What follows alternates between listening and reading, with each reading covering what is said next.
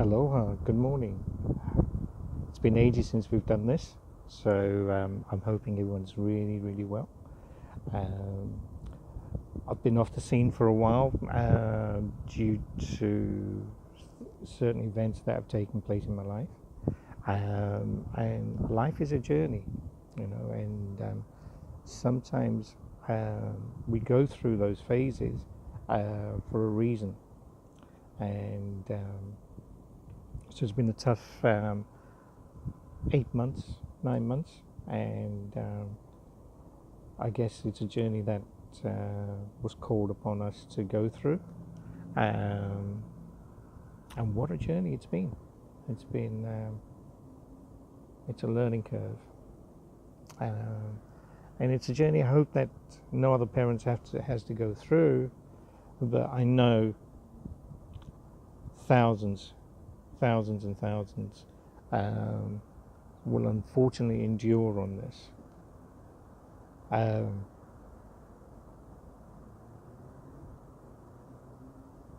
one of the things that I've learned through that is that it's a transformation journey, and it's a test of faith.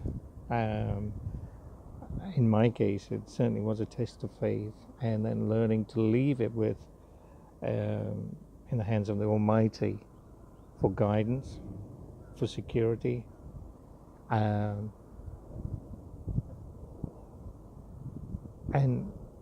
this is, I think this is a testimony for that, where all of a sudden people appeared in our lives which kind of, I guess, helped and guided us through that transformation. And we're still not out of it. It's a long journey, and it's a new journey that I feel that it's time for me to come out and talk to people about it, because I realize that we're not alone on this journey, and it's just the way life is, and times.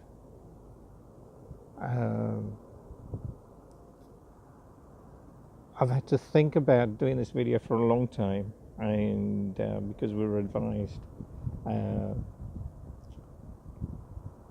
for the safety of my family to be careful on the videos and the Facebook profile that I had, well, I still have. The reason for that is that the threat that we were faced with would be watching us. They would be looking at everything that we do. And I guess I wasn't ready to talk about this for a long time, because I was confused. Excuse me. I was really confused. Excuse me. Confused and frightened for the safety of the family. And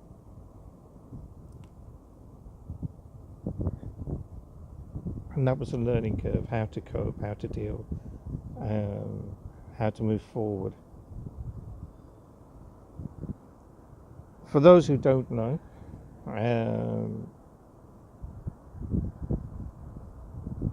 society has changed today in such a way that for a lot of youngsters out there is no future, there is no hope. The education system's let people down, and that's the first thing. The second thing is that the times of economic changes that we have, doesn't matter what education you have, we're moving into a different phase where the type of work that was available to masses is not going to be there. You see today people with good degrees can't get jobs because technology has evolved, and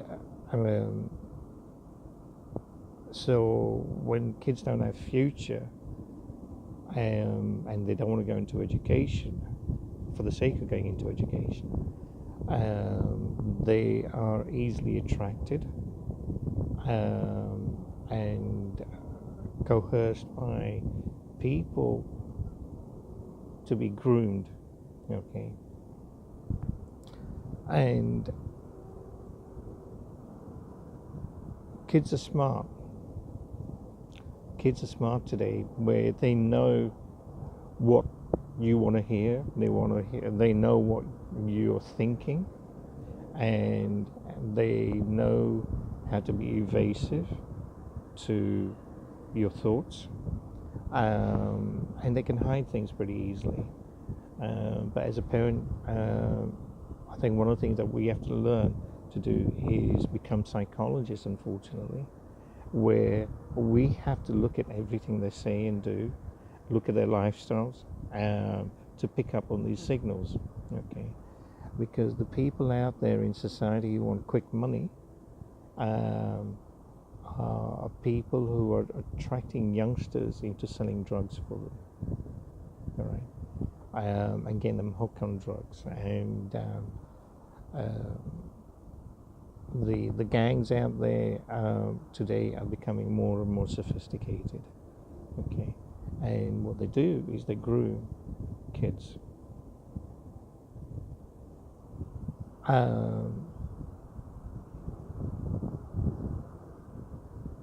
There's an organization now, a charity, which was founded by an ex-police officer whose son got caught up in something called the county lines. And so what this is, it's a program to alert parents of the signals of the dangers out there. Okay. And what the County Line program is to highlight how youngsters are being groomed, and it's a program to help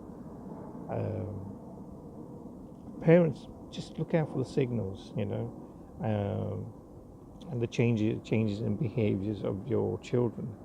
And we can always push it and put it down to their behavior changes as adolescents or going through teenage terrible teens and things. You can put it down to hormonal, all sorts of things. All right, and it's easy to hide. And these gangs have become so sophisticated; they're now using that and grooming kids into going across different counties, and grooming them in what to say, how to say it, and they're pushing drugs. Okay.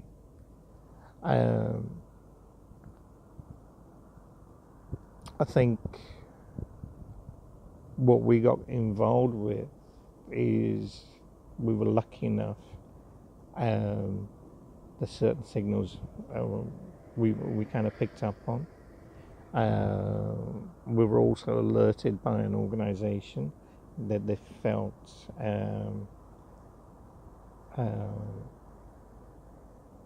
we were on the periphery of all this taking place. And certainly some of the signals that they pointed out were on the wall. You know, the writing was on the wall. And it's through their guidance we kind of came through this. I wouldn't say we're 100% out, but we're a lot better today than we were yesterday. So if you're a parent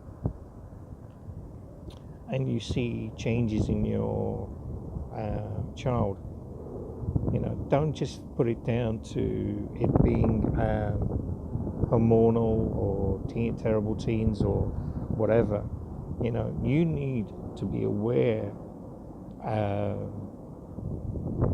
the dangers of County Line.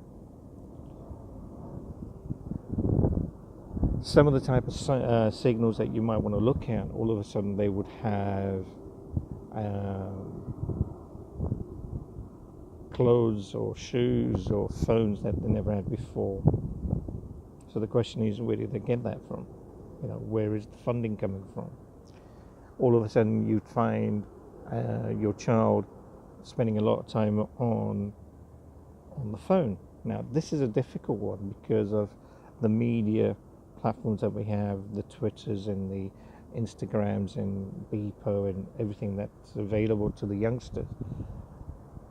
But what's happening is the gangs are using this as a form of communication.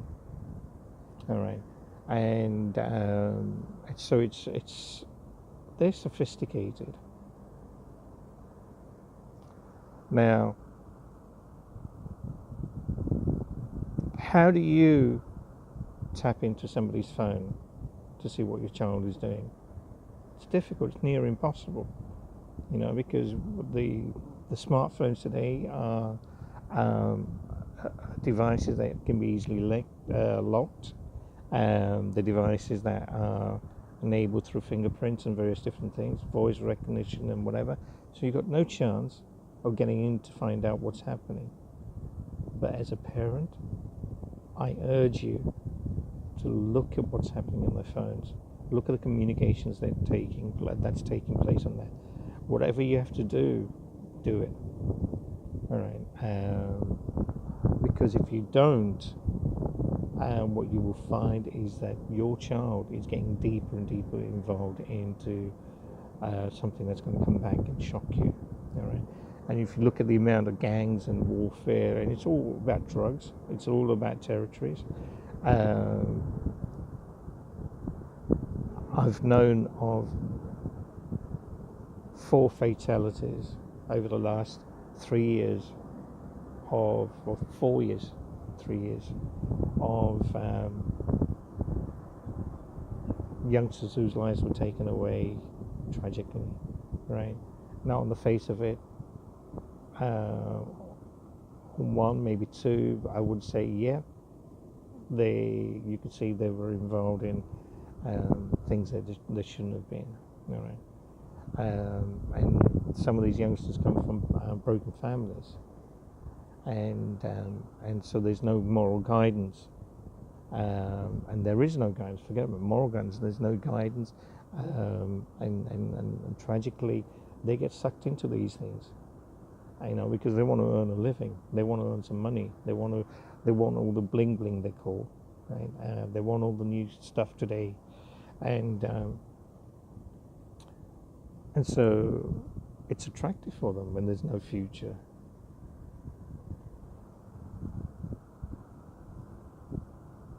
And so, these deaths were of youngsters that I knew personally, and it's frightening. And to know that my son could have easily been dragged into things, and he was on the periphery, was a massive, massive alarm. Never in my wildest dreams did we ever think or that he would get sucked into a life where on the dark life, So as a parent, you need to look out for all these signs. If there's new things coming in their lives in terms of new equipment, new phones, new clothes, new shoes, branded items, being on the phones, being in their room all the time, you see the change in their behavior, see the change in their language such as, I know my rights. To me, that was like, what? When a child turns around and says to a police officer, I know my rights, I don't have to say anything. It tells you they're being groomed, all right? And because of the laws that we have, it's very, very difficult for police to do anything, all right? Not only are the police overstretched, the social workers, the system is overstretched, all right? The legal guidelines that they have to follow, right, are archaic, They need to be upgraded. They need to come into a society, fit for society that we have today. And unfortunately, they're not. You know, and so we talk about the police being stretched. Believe me, the social workers are stretched, and they are walking fine tightrope because they have to cover their asses in the lines that they have to follow, right? Or it's their jobs, all right. And I'm not calling them jobs worth, but they have a very, very strict structure that they have to live by and follow. And in my view, it's got to be updated, and there is no simple solution. There's no simple answers or how you restructure that. So don't rely on that. And these gangs are pretty clued up in how to groom kids.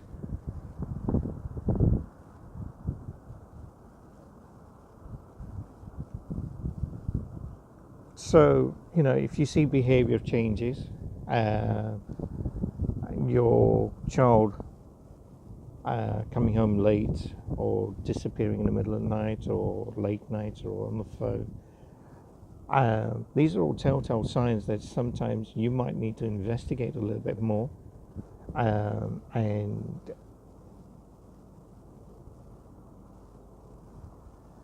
the question is, how do you deal with all those things? Confrontation, it looks like when you confront your child, because they've been groomed, they know their rights. It's very difficult. You know, in the good old days when I grew up, a quick clip around the ear set you straight, and a clip around a policeman by a policeman would set you straight. So today we have systems that you can't even do that. Right, and so it's difficult to discipline. It's difficult to have guidelines. But in my view, you know, I brought my kids up with what I thought was pretty good guidelines, with lots of love and care, and you know, but we still got caught up. All right.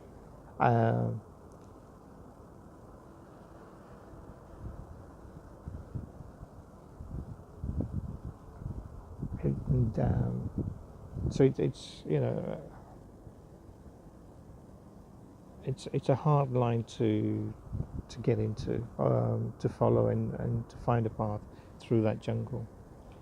But what I wanted to do was to let other parents know that you guys need to look out for these signals. You need to look out for behavioral changes, and don't just put it down to adolescents. Don't put it down to the terrible teens. You know, and I guess the other thing is now the question is, if you are caught up, what do you do? All right, what do you do? There's always a fear of you get the social services involved, your child's going to get taken away, right? Or institutionalized somewhere along the lines. And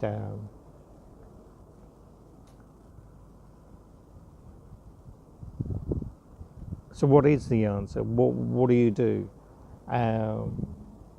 One of the guidelines that we had was we would monitor everything.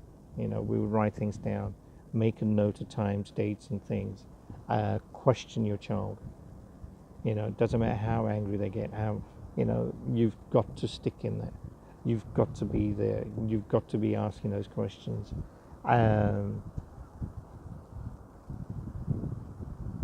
Because kids, you know, whilst they think they're smart, they're bloody stupid at times. The things that they will come out with just doesn't add up. And you've just got to be vigilant in the conversations you have, and almost become an advocate in trying to analyze things, and just shower them with love. You know, wrap your arms around them and then just keep at it, and don't give up on them. You know, have those difficult conversations. Yes, there's going to be tantrums. Yes, there's going to be arguments, sometimes violent. But you just have to see that through, um, and follow those things and have those conversations. Note things down. Keep recordings of things, and there's nothing wrong with getting involved with social workers. Um, yes, I did say earlier on they are stretched. Uh, they are tied down and limited with a number of things. But what else can you do? You need a lead, you need a partner, you need somebody to help fight this. And whilst they are stretched, um, your child is vulnerable, so you need to get hold of that that aid. Look for groups where there are plenty of charities out there. There are plenty of groups that you can turn to. Um,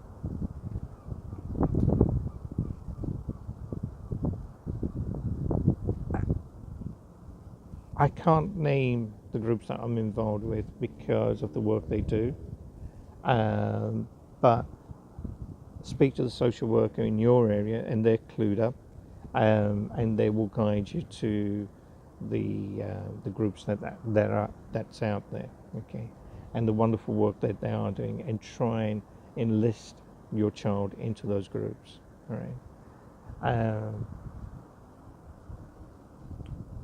Having said that, with all those things, one of the things that is a real testimony for me is that turning to Lord and praying hard,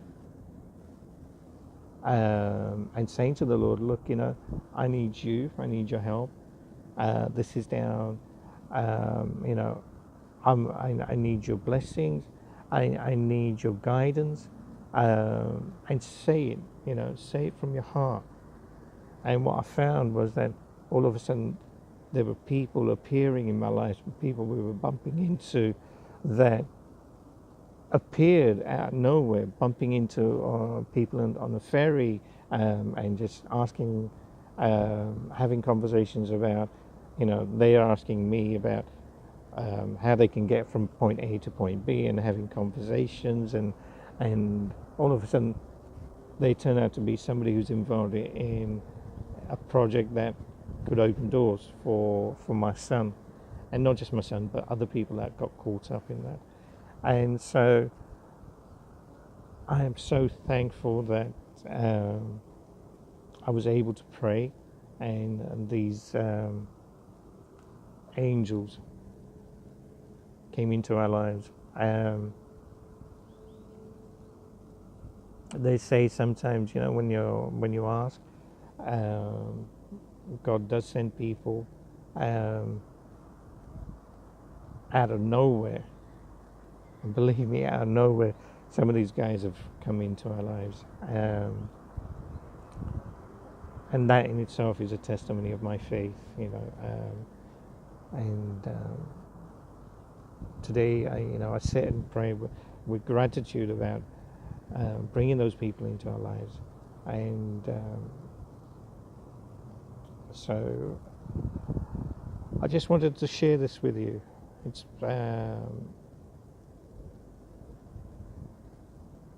I want other parents to understand, there are real dangers.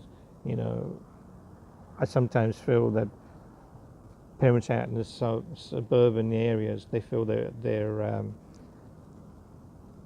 kind of insulated from all these dangers. Let me tell you, the County Line program is about these gangs using kids to come into your suburban areas, all right? And so don't think you're insulated, all right? Gangs don't have, what's the word I'm looking for? They don't have prejudice of colors or religion, all right? I've been on the streets and I've seen guys stoned out of their mind with drugs, all right? And it's a frightening thing, and they're youngsters. And so don't think you're insulated where you are. You need to look, you need to question, you need to look at all the signs. So just be aware of things, be vigilant, and I'm speaking to you today because of what we've gone through. And I hope this video helps. I hope this video reaches out to people with families where all of a sudden there could be answers to some of the questions that you might be thinking. Why is your son or your daughter behaving such a way, or why are they where is new things coming from and things. So don't be taken in by, I got this by working for a couple of hours in the shop or that. All right, you need to check those things out.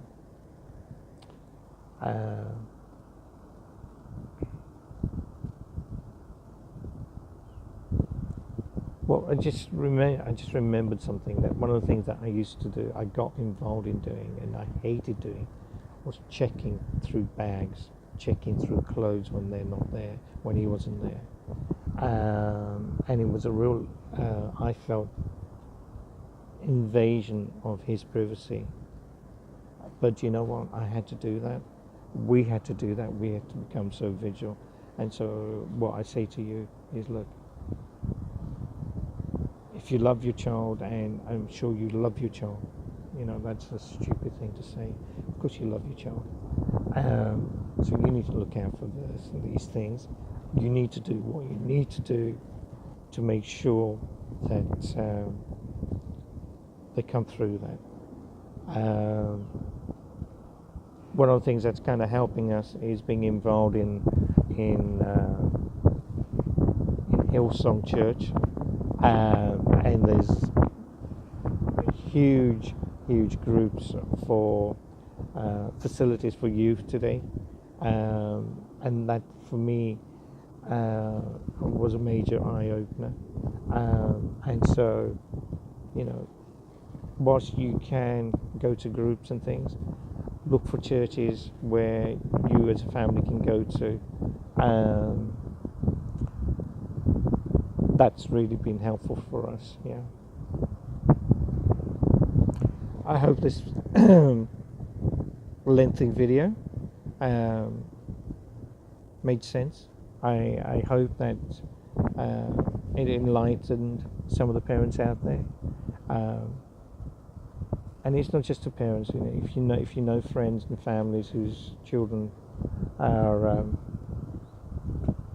perhaps those families are going through, you might want to share this with them. You might want to highlight some of the things that I kind of spoke about.